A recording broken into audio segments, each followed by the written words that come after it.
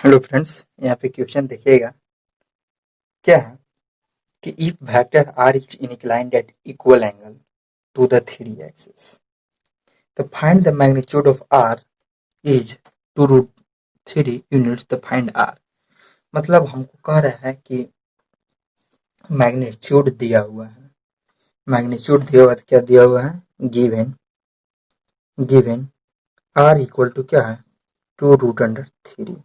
तो हमको vector are निकालने के लिए कह रहा है कि व्हाट वेक्टर आर क्या होगा, यही नहीं कह रहा है कि फाइंड वेक्टर आर। तो हम लोग जानते हैं एक यूनिट वेक्टर में क्या जानते हैं कि आर अगर निकालना होगा तो यूनिट वेक्टर में हम लोग जानते हैं ना कि आर बटा मैग्नीट्यूड ऑफ आर। अर्थात हमको यहाँ यूनिट वेक्टर ज्ञात करना होगा। हमको क्या ज्ञात करना होगा? यूनिट वेक्टर, तभी ना हम आर का निकाल देंगे। कैसे? तो इसलिए आर बराबर क्या हो जाएगा? आर बराबर मेरा हो जाएगा यूनिट वेक्टर इंटू ए, तब हमको निकल जाएगा आर। ये मेरा रफली है, ये ध्यान दीजिएगा, ठीक ना। तो आर हमको निकालना है।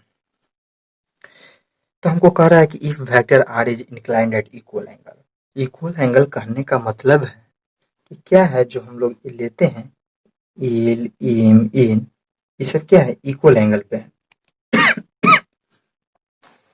तो हम लिखेंगे कि since since r vector is equally inclined at equal angle to the three axis.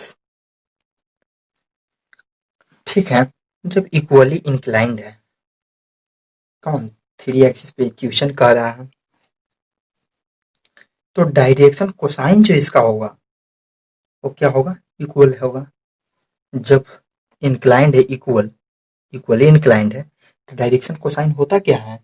L बराबर होता है, जैसे देखिए उस टाइम अगर हम नहीं बताए होंगे थ्योरी में तो यहाँ देख लीजिएगा। एल बराबर होता है कॉस अल्फा, फिर होता है, और कॉस अल्फा का वैल्यू जान ही रहे हैं कि एक्स बटा रूट अंडर निकाल रहे थे। फिर इसी तरह से होता है एम बराबर कॉस बीटा, ठीक है, वाई बराबर, ठीक है।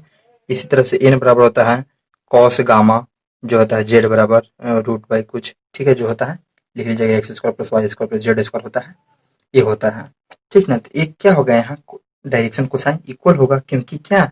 एंगल इक्वल है। तो एंगल इक्वल है तो हम लिख सकते हैं यहाँ कि direction direction cosine of r unit is equal to क्या हो जाएगा? L equal to m equal to n. अर्थात वी नो डेट जब डायरेक्शन कोसाइन इक्वल हो जाएगा, तो वी नो डेट हम लोग जानते हैं कि l square plus m square plus n square is equal to क्या होता है? वन। तो ये सब हम क्या, जब बराबर है ये है तो कोई भी लिख सकते हैं, एल स्क्वायर कर दिए इज इक्वल टू क्या हो जाएगा? वन। तो एल स्क्वायर क्या हो जाएगा? Three L square equal to one. तो L square equal to one by three. तो एल बराबर क्या हो जाएगा? Plus minus one by root under three. तो यूनिट वेक्टर, तो आर, ये प्लस माइनस इतना आ गया, तो ये आर यूनिट वेक्टर जो हम लिखेंगे, अब क्या लिख देंगे? प्लस माइनस आ गया, एल बराबर इतना, ठीक है। तो हम लोग लिखते हैं जैसे एल एम एन होता है, तो वेक्टर के फॉर्म में हम लोग लिख सकते हैं इसको। मान ली कि है तो लिखते हैं कि एल आई कैफ या I plus M J plus N K, ठीक है। इस तरह से हम लोग लिखते हैं इसको वेक्टर के फॉर्म में। तो इसीलिए हम लोग इसको vector r r unit vector के रूप में क्या लिख देंगे? तो ये हो जाएगा मेरा क्या कि one by root hundred three, या प्लस माइनस लिख सकते हैं, या वहाँ लिख देते हैं प्लस माइनस बाहर करके, one by root three I plus one by root under three J और plus one by root under three K, ठीक है। इतना हुआ। तो अब हम लोग जानते हैं क्या? हम लोग जानते हैं वी नो डैट क्या जानते हैं कि आर, जो यहाँ बताएं, ये बताएं यही बात, क्या आर यूनिट बराबर ही क्या होता है? आर बटा मॉडल ऑफ आर, यही होता है ना, मॉड ऑफ आर। तो ये क्या हुआ? हमको आर वेक्टर निकालना है, तो यूनिट वेक्टर हम निकाल लिए। यही वाला कंडीशन लिख लेते हैं कि आर यूनिट बटे क्या हो जाएगा, मॉड ऑफ आर। तो मॉड ऑफ आर क्या हो जाता है, 2√3। और इसमें से देखिएगा यूनिट वेक्टर हम लिखेंगे तो 1/√3 कॉमन आएगा, 1/√3 कॉमन आएगा। ठीक है, अब बाकी बचा तो क्या हो जाएगा, आई प्लस वन वाई प्लस जे प्लस के। जब इसको हम काटेंगे तो √3 कट जाएगा। और देखिए प्लस माइनस में था, कॉमन तो प्लस माइनस बाहर लेंगे तो ये हो जाएगा आर वेक्टर बराबर क्या हो जाएगा, +-2 आई प्लस जे प्लस के। आपको लगा होगा यहाँ पे लेंदी होगा, लेकिन एक बार देखिए हम फिर से रिपीट कर देते हैं क्या होगा। इस देखिए हमको क्वेश्चन कह रहा था क्या कि इक्वली इंक्लाइंड है। इक्वली इंक्लाइंड का मतलब है कि ये सारा एंगल जो होगा ये एल होता है, एम होता है, एन होता है। ठीक है, सारा क्या है, इक्वल है। इक्वल है अर्थात डायरेक्शन कोसाइन मेरा इक्वल होगा।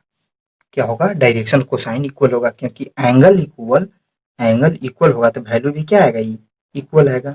हम बताएं कि एल बराबर इतना होता है, एम बराबर इतना होता है, एन बराबर इतना होता है, शायद थ्योरी में हम नहीं बताए होंगे। यहाँ पे जान लीजिएगा पॉइंट। ठीक है, लिख लीजिएगा नोट में, जहाँ थ्योरी लिखे होंगे वहां पे लिख लीजिएगा डायरेक्शन कोसाइन की जगह पे। और हम डायरेक्शन कोसाइन की इस यूनिट वेक्टर के रूप में इसमें रिप्रेजेंट करते हैं। ठीक है, तो हम जानते हैं, वहाँ फार्मूला बताए थे कि l square plus m square plus n square equal to 1 होता है। तो वहाँ से हम एल का वैल्यू निकाल दिए। अब हम जानते हैं कि यूनिट वेक्टर के रूप में इसमें लिखते हैं तो एल एल ई भी एल हो जाएगा, ई भी एल होगा, क्योंकि यहाँ बराबर है, इसलिए हम सबका वैल्यू डाल दिए। आर यूनिट वेक्टर हो गया, आर हमको निकालना था, तो इसलिए वी नो डेट ये फार्मूला जानते हैं कि यूनिट वेक्टर का होता है, और वही यहाँ पे पुट कर दिए और वैल्यू पुट कर दिए जो आर का मैग्नीट्यूड दिया हुआ था। इसलिए प्रॉब्लम नहीं होगा। इक्वेशन को बनाइए, लिखिए, उसके बाद एक दो बार ध्यान से देखिएगा कह क्या रहा है। बहुत इंपॉर्टेंट क्वेश्चन है, समझने वाला है। Thank you. अब हम अगला क्वेश्चन लेके अगले वीडियो में आते हैं।